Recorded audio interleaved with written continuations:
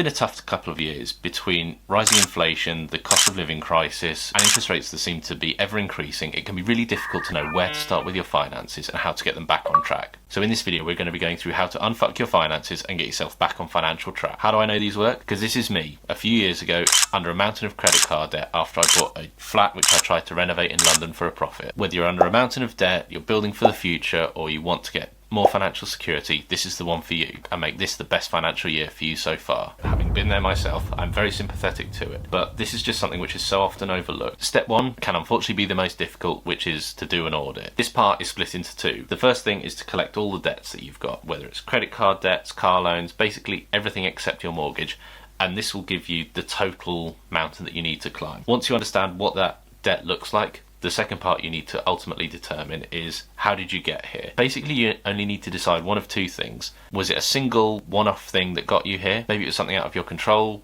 burst pipe, meant you had to do loads of repairs on your house, on a credit card, or was it consistent habits that got you here? Consistently bad money habits, consistently overspending, leasing a car that was maybe a bit out of your budget. Doing this audit is designed to basically answer all of those questions. What is the overall size of your debt?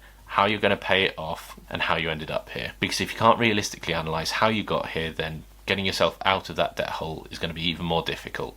So look back at all your spending over the last 3 to 6 months and really understand where all the money is going and where you can be cutting back. The next is to check your credit report.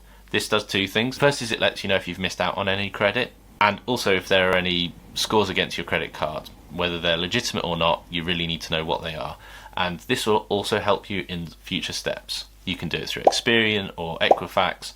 They are free tiers and it can be really easy to do. Evaluate your current situation. So now we've got the 3 key bits of information: the size of your overall debt, money coming in and out, and your finances for the last 3 to 6 months, and your credit score. Now we can start to explore some different options. And I think we should say right up front that this is an industry and this is a world which is riddled with proper arseholes. My recommendation would be to seek qualified financial help if you feel as though you need it. And when it comes to debt, there are a few different things you can do. The first is the snowball method. This is where you pay off the highest value of debt irrespective of the rate of interest. And then there's the avalanche method. This is where you pay off the highest interest debt first. Now, if you're someone who needs the quick win, then one is definitely more suited to you. But with the avalanche, mathematically speaking, you will generally pay less in interest. And I'm not necessarily recommending this, but there are other options available to you. Maybe it's a 0% balance transfer credit card to consolidate all your debt onto a single source where you're not paying interest. Maybe you get a personal loan out to consolidate and pay off all your other debts, but do make sure you pay them off, obviously, or it's just more debt. And ultimately this comes down to some degree of not only your personal circumstances, but also preference. Me personally, as I've talked about in other videos, when I was kind of drowning under a lot of credit card debt, I was able to get a personal loan that was at a fraction of the rate that my credit card interest was being charged at, and all it just meant is that I had a single monthly payment to make every single month, and I knew that that debt was gradually getting eroded, and it ended up saving me thousands of pounds in interest. So decide what is ultimately going to be best for you and start planning your finances. So now we know the scale of the overall problem, we've got all the data that we need, we can start to make some decisions. And the first thing is to put together a financial plan of what you want to do and how long you'll want it to take you. A good place to start here can be to set up what are called a SMART goal. A SMART goal is a goal that is specific, measurable, achievable, realistic, and time related. So instead of saying, I want to pay off debt, which doesn't help anyone, say, I want to pay off this amount of debt by this time period, and make sure it's realistic and achievable.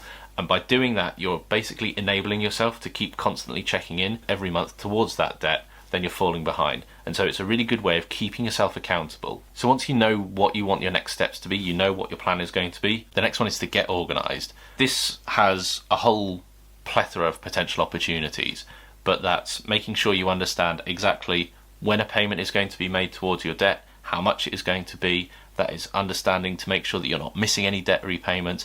Just being organised on its own for all the stuff that you don't have on direct debit is just so important. It's a really key aspect which is so often overlooked, especially if you've got maybe not big amounts of debt, but you've got little bits of debt here and there.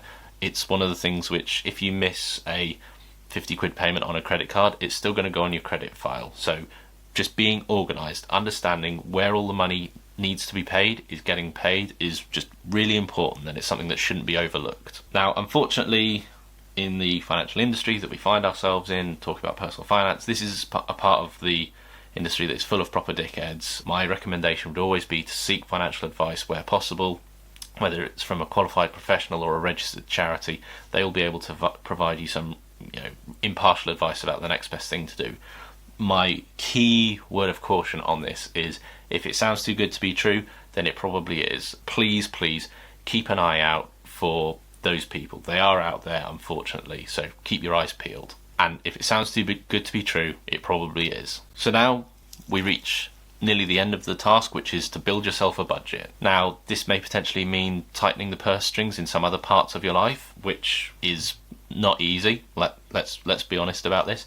It can be really difficult to come up with those extra pennies and pounds here and there in order to make your debt go away. Having a budget and knowing exactly what you're spending is going to be the roadmap that gets you there, and so it's going to be our really important next step, which we're going to come on to in our next video. On this path you're going towards and all this shit that you're wading through, knowing that you've got a budget, knowing that you've got something to keep you accountable, knowing to go if you're under or over particular spend or income, just the budget forms the core to all of this.